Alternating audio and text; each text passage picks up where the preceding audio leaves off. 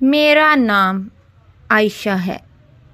زندگی میں کبھی سوچا بھی نہ تھا کہ میرے سب سے بڑے دکھ کی وجہ وہ شخص بنے گا جسے بچپن سے میں نے بھائی کہا۔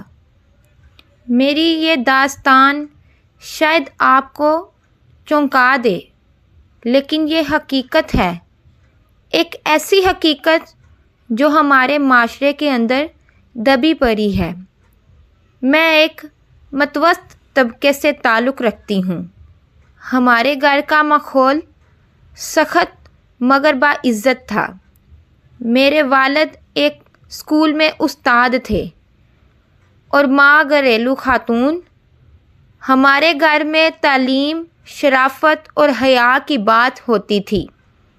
میرے چچا کا بیٹا علی اکثر ہمارے گھر آتا تھا۔ وہ ہم سب میں گل مل جاتا۔ امی ابا اسے بہت پسند کرتے تھے۔ مجھے بھی وہ شروع میں بڑا مذہب اور اچھا لگا، لیکن جیسے جیسے میں بڑی ہوتی گئی اس کی نظریں بدلنے لگیں۔ پہلے وہ اتفاقی چھونے کی کوشش کرتا، پھر تنہائی تلاش کرتا۔ میں گھبرا جاتی، لیکن سوچتی کہ شاید میں ہی غلط سمجھ رہی ہوں۔ ایک دن والدین گاؤں گئے ہوئے تھے اور میں کالج کی چھٹی کی وجہ سے گھر میں تھی۔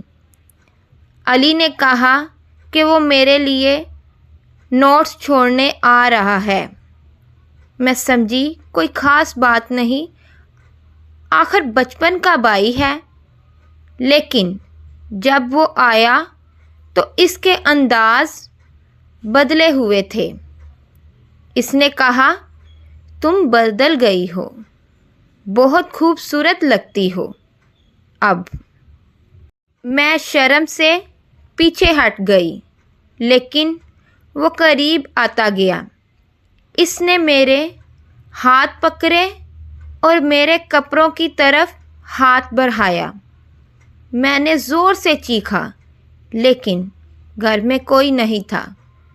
میں کسی طرح خود کو آزاد کر کے اندر کمرے میں بھاگی اور دروازہ بند کر لیا۔ میرا پورا وجود کانپ رہا تھا، آنکھوں سے آنسو بہہ رہے تھے۔ مجھے نہیں سمجھ آ رہا تھا کہ میں کیا کروں، کس سے کہوں، کون یقین کرے گا۔ کئی دن تک میں کسی سے کچھ نہ کہہ سکی، اندر سے ٹوٹ گئی تھی۔ وہ ہر بار جب آتا میں کسی نہ کسی بہانے سے چھپ جاتی۔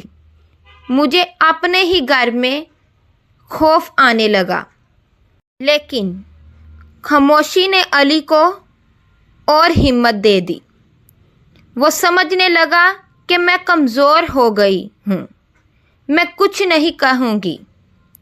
پھر ایک دن میں نے حوصلہ جمع کیا اور سب کچھ اپنی ماں کو بتا دیا۔